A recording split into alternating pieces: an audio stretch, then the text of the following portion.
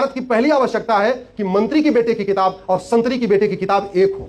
भारत में पहली आवश्यकता है कि शिक्षा मंत्री के बेटे की किताब और शिक्षक के बेटे की किताब, कांस्टेबल के बेटे की किताब और कलेक्टर के बेटे की किताब और कप्तान के बेटे की किताब और कमिश्नर बेटे की किताब, पायलट के बेटे की किताब और रिक्शा चलाने वाले की बेटे की किताब एक हो। यह सबसे पहली आवश्यकता है। और भारत का संविधान भी यही कहता है। भारत का संविधान कहता है सबको समान अवसर मिलना चाहिए, और समान अवसर तब मिलेगा जब समान शिक्षा होगी, यूनिफॉर्म एजुकेशन सिस्टम होगा। और भारत में था।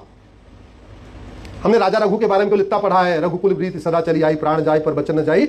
मानव इतिहास में इस पृथ्वी पे सबसे पहले यूनिफॉर्म एजुकेशन सिस्टम लागू करने वाले राजा रघु हैं। उन्होंने ऐसी व्यवस्था किया कि सभी गुरुकुल में सब पढ़ेंगे। अब वो नहीं कहे कि ब्राह्मण का गुरुकुल अलग होगा, क्षत्रिय का गुरुकुल अलग होगा, या अलग अलग नहीं चलेगा, सब बच्चे एक साथ पढ़ेंगे। इसलिए मैं कहता हूं इस पे आवाज उठाइए और धार्मिक शिक्षा हो। बच्चे को शुरू से उसको अंग्रेजी क्यों रटाना? अगर वो पिताजी कहेगा और डैड कहेगा तो पिताजी कहेगा तो ज्यादा ठीक रहेगा, डैड कहेगा तो गड़बड़ होगा, माताजी कहेगा तो ज्यादा ठीक रहेगा। ये भारत का शब्द है। अगर हमारी 10वीं तक की शिक्षा का भारतीयकरण हो जाएगा, आधी समस्याएं खत्म हो जाएंगी। अगर वो यम नियम पढ़ेगा, उदाहरण के लिए अष्टांग योग पढ़ाया जा रहा है क्या? नहीं।